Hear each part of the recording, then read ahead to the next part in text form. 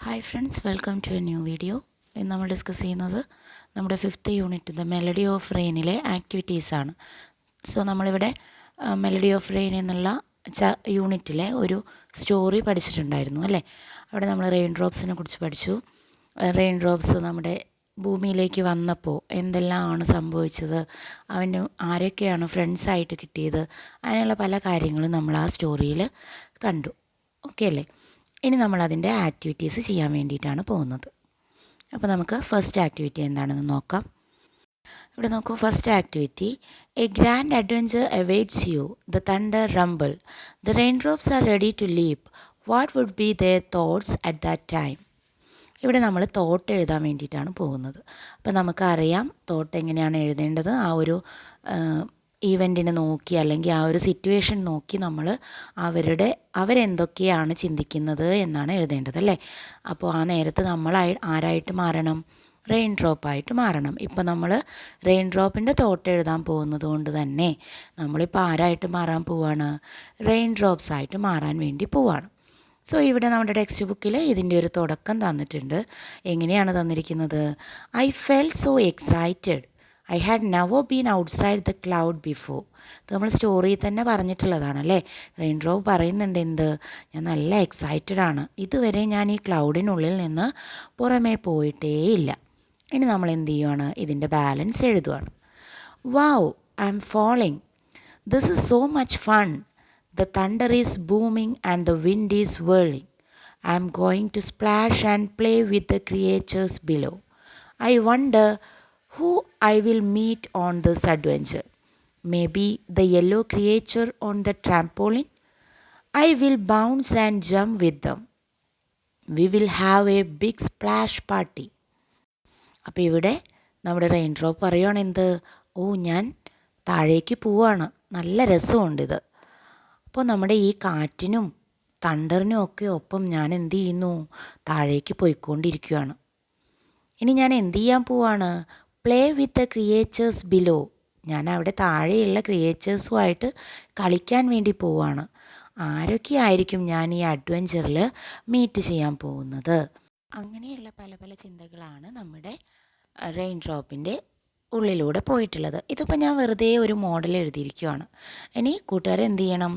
നിങ്ങൾ എന്തൊക്കെയാണ് റെയിൻ ഡ്രോപ്പിൻ്റെ തോട്ട്സായിട്ട് എഴുതുന്നത് എന്ന് വെച്ചാൽ അതെന്ത് ചെയ്യുക? ഇതുപോലെ സെൻറ്റൻസിൻ്റെ ഓർഡർ ഒന്നും തെറ്റാണ്ട് നല്ല ഭംഗിയായിട്ട് എഴുതി നോക്കുക കേട്ടോ. ഇനി നമ്മൾ സെക്കൻഡ് ആക്ടിവിറ്റിയിലേക്ക് പോവാണ്. ഇവിടെ നമ്മൾ ചെയ്യേണ്ടത് എന്താണെന്ന്? Describe the scene with the help of the picture. തന്നിട്ടുള്ള പിക്ചറിനെ നമ്മൾ ഡിസ്ക്രൈബ് ചെയ്യാൻ പോകുന്നു. അപ്പോൾ നമുക്ക് എങ്ങനെ ഈ പിക്ചറിനെ ഡിസ്ക്രൈബ് ചെയ്യാം? പിക്ചർ ഡിസ്ക്രിപ്ഷനിൽ നമ്മൾ പഠിച്ചിട്ടുണ്ട്. പിക്ചറിനകത്ത് കാണുന്ന എല്ലാ കാര്യങ്ങളും വളരെ ഭംഗിയായിട്ട് നമ്മൾ എന്ത് ചെയ്യണം? എഴുതി വെക്കണം. അങ്ങനെയല്ലേ? അപ്പോൾ നമുക്ക് നോക്കാം ഈ ഒരു പിക്ചറിനെ എങ്ങനെയാണ് ഡിസ്ക്രൈബ് ചെയ്യേണ്ടതെന്ന്. The raindrops looks down and sees a huge lush green field sparkling with fresh rain.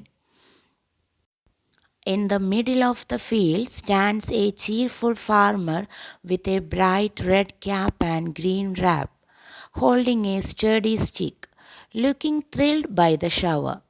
Beside him are three joyful kids, two giggling girls and a playful boy in the pink shirt, all dancing in the rain, their faces shining with excitement as droplets splash around them. The blue sky rains glittering drops, turning the whole picture into a fun, wet adventure. അപ്പോൾ ഇവിടെ നമുക്ക് എന്തൊക്കെ കാണാം? Rain drop താഴേക്ക് വന്നപ്പോൾ ഒരു green field കാണുന്നു. അതിൻ്റെ മിഡിലായിട്ട് ഒരു ഫാർമർ നിൽക്കുന്നുണ്ട്. റെഡ് ക്യാപ്പ് വെച്ചിട്ടുണ്ട്. ഗ്രീൻ റാപ്പ് എന്ത് ചെയ്തിട്ടുണ്ട്? വിയർ ചെയ്തിട്ടുണ്ട്. And also holding A study stick. And beside the farmer there are 3 children, 2 girls and 1 boy. അവരുടെ ഫേസ് എങ്ങനെയാണ്? അവർ വലിയ എക്സൈറ്റ്മെൻറ്റിലാണ് അല്ലേ. അതുപോലെ തന്നെ ആ ബ്ലൂ സ്കൈ നോക്കൂ, റെയിൻ ഡ്രോപ്സൊക്കെ വെച്ച് ആ ഒരു പിക്ചറിനെ മൊത്തത്തിലൊരു നല്ല ഭംഗിയുള്ളതാക്കി തീർത്തിട്ടുണ്ട്.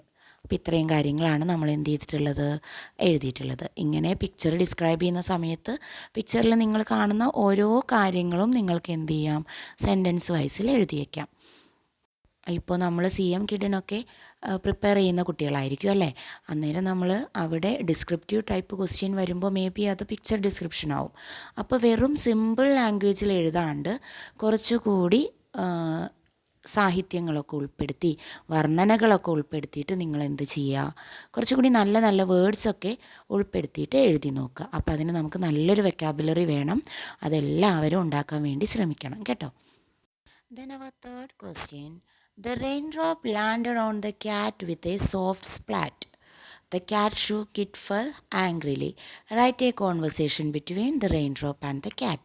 നമ്മൾ പറഞ്ഞു റെയിൻ ഡ്രോപ്പ് വന്ന് വീണത് ഒരു പൂച്ചയുടെ പുറത്തായിരുന്നു. പൂച്ച നല്ല ദേഷ്യത്തിൽ അതിനെ തട്ടിക്കളഞ്ഞു എന്ന് അല്ലേ.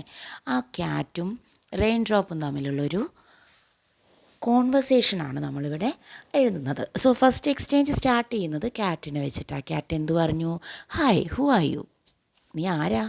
അപ്പോൾ റെയിൻ ഡ്രോപ്പ് പറയുകയാണ്, I am a rain drop. Then cat ask, oh you landed on me with a splat, you made me shiver. Oh നീയാണോ എൻ്റെ പുറത്തിങ്ങ് വന്ന് വീണത്, നീ എന്നെ എന്ത് ചെയ്തിരിക്കുന്നു, ആ ഷിവർ, എനിക്ക് തണുക്കുന്നുണ്ട്. അപ്പോൾ റെയിൻ ഡ്രോപ്പ് പറയുകയാണ്, oh I am sorry, I didn't mean to startle you, ഞാൻ നിങ്ങളെ ബുദ്ധിമുട്ടിക്കാൻ വേണ്ടിയൊന്നും ചെയ്തതല്ല, എന്നോട് ക്ഷമിക്കണേ എന്ന് റെയിൻ ഡ്രോപ്പ് പറഞ്ഞു. ദെൻ അവർ cat said, you should be more careful, my fur got all wet and I am angry now. നീ ഇത്തിരി കൂടി ശ്രദ്ധിക്കണം. ഇപ്പം നോക്കി, എൻ്റെ രോമങ്ങളെല്ലാം നനഞ്ഞു, എനിക്ക് ദേഷ്യം വരുന്നുണ്ട്. Rain drop said, I will glide away quickly so you can shake your fur dry. ഞാൻ ഇപ്പം തന്നെ എന്ത് ചെയ്യാം, താഴേക്ക് ഒഴുകി അങ്ങ് പൊക്കോളാം. അപ്പം നിങ്ങൾ നിങ്ങളുടെ രോമങ്ങൾ എന്ത് ചെയ്യുമ്പോൾ ഷെയ്ക്ക് ചെയ്യുന്ന സമയത്ത് എന്ത് ചെയ്യാം, അതൊക്കെ ഉണക്കിയെടുക്കാൻ വേണ്ടിയിട്ട് പറ്റുമെന്ന് പറഞ്ഞു. Then cat said, good, next time splash somewhere else, not on my whiskers. ശരി, അടുത്ത തവണ നീ വേറെ വല്ല സ്ഥലവും നോക്കിക്കൊള്ളണം, എൻ്റെ ദേഹത്ത് വന്ന് വീഴരുത് എന്ന് പറഞ്ഞു. Then rain drop said, I will remember whiskered friend, ഞാനിത് ഓർത്തോളാം കൂട്ടുകാരാ എന്ന് പറഞ്ഞു. ഓക്കെ, ഇതൊരു ഫ്രണ്ട്ലി മാനറിലാണ് എഴുതിയിരിക്കുന്നത് കേട്ടോ. ഇതിലും നിങ്ങൾ നിങ്ങളുടേതായ രീതി വെച്ചിട്ട് വേണം എഴുതാൻ വേണ്ടി. ഇതൊരു മോഡൽ മാത്രമാണ്, ഇതിനെ കോപ്പി പേസ്റ്റ് ചെയ്യരുത് ഒരിക്കലും. Then our fourth activity, water is precious. It is our duty to conserve it. A sample slogan is given below for conserving water. Write similar slogan. നമ്മൾ കഴിഞ്ഞ എക്സാമിന് കണ്ടു, നമുക്ക് പോസ്റ്റർ തയ്യാറാക്കാനുണ്ടായിരുന്നു അല്ലേ. വില്ലേജ് നീറ്റായിട്ട് കീപ്പ് ചെയ്യാൻ വേണ്ടി നമുക്കൊരു പോസ്റ്റർ തയ്യാറാക്കാനുണ്ടായിരുന്നു. അപ്പോൾ ഈ പോസ്റ്ററൊക്കെ തയ്യാറാക്കുന്ന സമയത്ത് നമുക്ക് ഇതുപോലെ റിലേറ്റഡ് ആയിട്ടുള്ള സ്ലോഗൻസ് ആവശ്യമാണ്.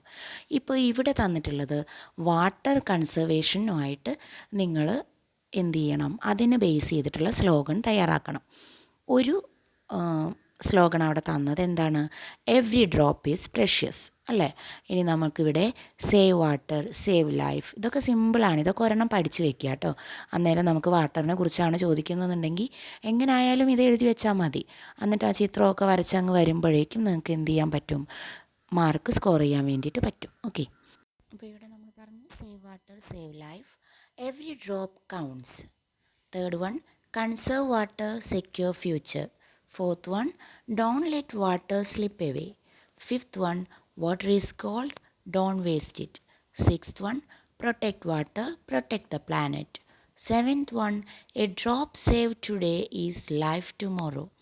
Eighth one, wise water use in wise living. Okay, അപ്പോൾ ഇതിൽ കുറച്ച് എണ്ണമൊക്കെ നിങ്ങൾക്ക് എന്ത് ചെയ്യാം, സ്കൂളിലേക്ക് വേണ്ടിയിട്ട് യൂസ് ചെയ്യാം. ഓക്കെ, ഇതുപോലെ വാട്ടറുമായിട്ട് റിലേറ്റ് ചെയ്തതും വില്ലേജ് നീറ്റ്നെസ്സുമായിട്ട് അല്ലെങ്കിൽ നമ്മളുടെ ക്ലീൻനെസ്സുമായിട്ട് റിലേറ്റ് ചെയ്തിട്ടുള്ളതുമായിട്ടുള്ള സ്ലോഗൻസ് എല്ലാം നിങ്ങൾ എന്ത് ചെയ്യണം, പഠിച്ചു വയ്ക്കണം. അതുപോലെ ട്രീസ് റിലേറ്റഡ്, ആനിമൽസ് റിലേറ്റഡ്, ഇതൊക്കെ നമുക്ക് എപ്പോഴും ആവശ്യം വരും. അപ്പോൾ ഒരു സ്ലോഗണെങ്കിലും നമ്മളുടെ മനസ്സിലുണ്ടായിരിക്കണം. ദെൻ അവർ നെക്സ്റ്റ് ആക്ടിവിറ്റി, നമ്മളിവിടെ കുറച്ച് വേർഡ്സ് പഠിച്ചിട്ടുണ്ട്. ബൂം, എന്നൊക്കെ പറഞ്ഞിട്ട് അല്ലേ, നമ്മുടെ ആ സ്റ്റോറിയിൽ ചില പ്രത്യേക വാക്കുകൾ ക്യാപിറ്റൽ ലെറ്ററിൽ എഴുതിയിട്ടുള്ളതൊക്കെ നിങ്ങൾ കണ്ടിട്ടുണ്ടായിരിക്കും. അപ്പോൾ അതുപോലെ ഇവിടെ ബൂം എന്ന് പറഞ്ഞത് സൗണ്ടിനെ റെപ്രസെൻ്റ് ചെയ്യാൻ വേണ്ടിയിട്ടായിരുന്നു. അപ്പോൾ അതുപോലെ അവിടെ യൂസ് ചെയ്തിട്ടുള്ള വേറെ കുറച്ച് വാക്കുകളാണ് നമ്മൾ എന്ത് ചെയ്യേണ്ടത്, ഇവിടെ ഇനി എഴുതേണ്ടത്.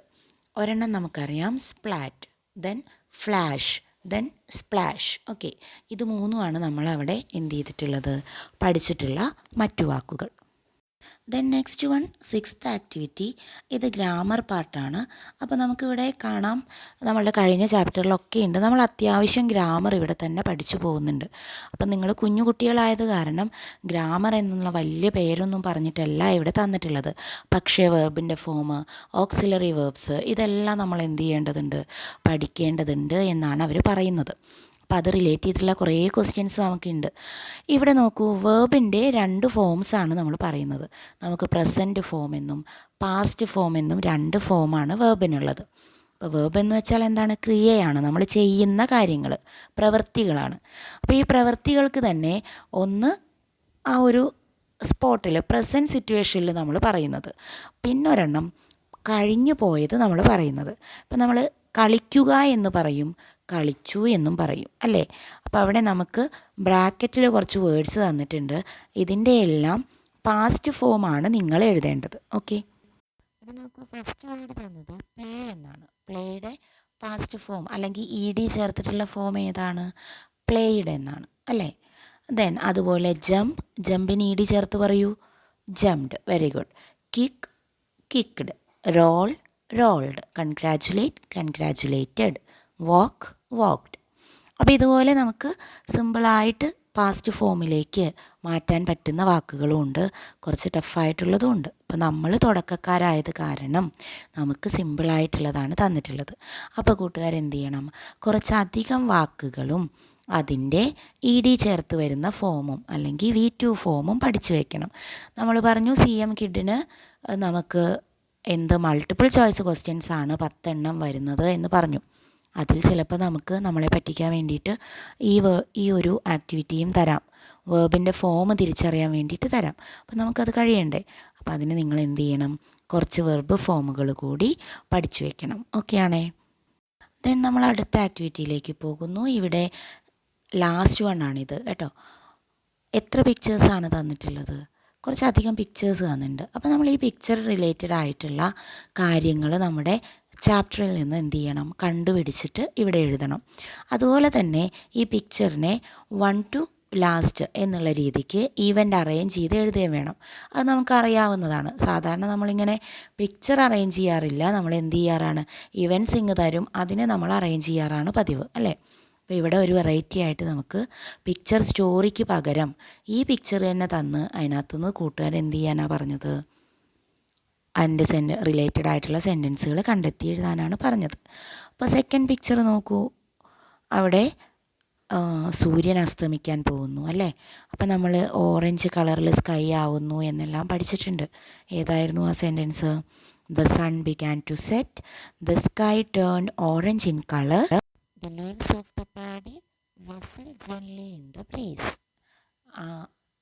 വയലിലെ ഇലകളെല്ലാം എന്ത് ചെയ്യുന്നു, പതിയെ കാറ്റിൽ ഉലഞ്ഞുകൊണ്ടിരിക്കുകയാണ്, ഓറഞ്ച് നിറത്തിൽ അസ്തമയമായിരിക്കുന്നു എന്നൊക്കെ നമ്മളവിടെ പറഞ്ഞിട്ടുണ്ടായിരുന്നു. ഓക്കെ, നെക്സ്റ്റ് പിക്ചർ നോക്കൂ, റെയിൻബോ ആണ് അല്ലേ. അത് നമ്മൾ കുട്ടികൾ റെയിൻ ഡ്രോപ്സിൽ ലൈറ്റ് തട്ടി വരുമ്പോൾ പറഞ്ഞതാണ്. സെൻറ്റൻസ് എങ്ങനെയാണ്, red blue green, children looked up and shouted rainbow rainbow. ആ സെൻറ്റൻസാണ് അവിടെ മാച്ച് ആവുന്നത്. നെക്സ്റ്റ് ഫോർത്ത് വൺ, നമ്മുടെ റെയിൻ ഡ്രോപ്പ് എന്ത് ചെയ്തിരിക്കുന്നു, മണ്ണിനടിയിലേക്ക് വേരുകൾക്കിടയിലൂടെ പോയിരിക്കുന്നു. ആ ഒരു ചിത്രമാണത്. അപ്പോൾ നമുക്കവിടെ എഴുതാം, I was drawn into the roots then slowly I travelled upward it was quite a climb. Then fourth one നമ്മുടെ ആംഗ്രി ക്യാറ്റ് ആണ്. അവിടെ നമുക്ക് എങ്ങനെ എഴുതാം, fifth one I landed on the cat with a soft splat it shook its fur angrily. Then sixth one ആയിട്ട് തന്നിട്ടുള്ളത് നമ്മുടെ first പിക്ചറാണ് അല്ലേ. Each rain drop was pushed out of the cloud I too leaved with dum down and down we are falling together. ഇനി നമ്മളോട് പറഞ്ഞിട്ടുള്ളത് ഇതിനെ 1 to last arrange ചെയ്യാൻ വേണ്ടിയിട്ടാണ്. അപ്പോൾ ഫസ്റ്റ് വൺ ആയിട്ട് വരുന്നത് 6th പിക്ചറാണ്. ദെൻ ഫസ്റ്റ് പിക്ചർ വരും, നമ്മുടെ പാഡി ഫീൽഡിനെ ആദ്യമായിട്ട് കാണുന്നത്. ദെൻ തേർഡ് റെയിൻബോയുടെ പിക്ചറാണ്. ദെൻ 5th വൺ ആംഗ്രി കാറ്റാണ്. ദെൻ 4th വൺ റൂട്ടിലേക്ക് ഇറങ്ങി വീഴുന്നതാണ്. ദെൻ സെക്കൻഡ് വൺ അതായത് സൺസെറ്റ് ആവാറായി എന്നുള്ള ആ ഒരു കാര്യമാണ്. അപ്പോൾ ഇങ്ങനെയാണ് നമ്മളതിനെ എന്ത് ചെയ്യുന്നത്, അറേഞ്ച് ചെയ്യുന്നത്. ഇപ്പോൾ നമ്മുടെ സ്റ്റോറി ഓർഡറിൽ തന്നെയാണ് കിടക്കുന്നത്. സോ ഇത്രയും ആക്ടിവിറ്റീസാണ് നമുക്ക് ഈ സ്റ്റോറി റിലേറ്റ് ചെയ്തിട്ട് ചെയ്യാൻ വേണ്ടിയിട്ടുള്ളത്. ഇനി വരുന്നത് നമുക്ക് എന്താണ്, പോയമാണ്. അത് നമുക്ക് അടുത്തൊരു വീഡിയോ ആയിട്ട് ചെയ്യാം. സോ വീഡിയോ എല്ലാവർക്കും ഇഷ്ടമായിട്ടുണ്ടാവുമെന്ന് കരുതുന്നു. ഇഷ്ടമായിട്ടുണ്ടെങ്കിൽ ലൈക്ക് ചെയ്യുക, കൂട്ടുകാർക്കൊക്കെ ഷെയർ ചെയ്ത് കൊടുക്കുക. ചാനലിനെയും സബ്സ്ക്രൈബ് ചെയ്തിട്ടില്ലെങ്കിൽ ഒന്ന് സബ്സ്ക്രൈബ് കൂടി ചെയ്ത് സപ്പോർട്ട് ചെയ്യുക. അപ്പോൾ നമുക്കിനി അടുത്തൊരു വീഡിയോ ആയിട്ട് കാണാം. അതുവരേക്കും ടാറ്റാ.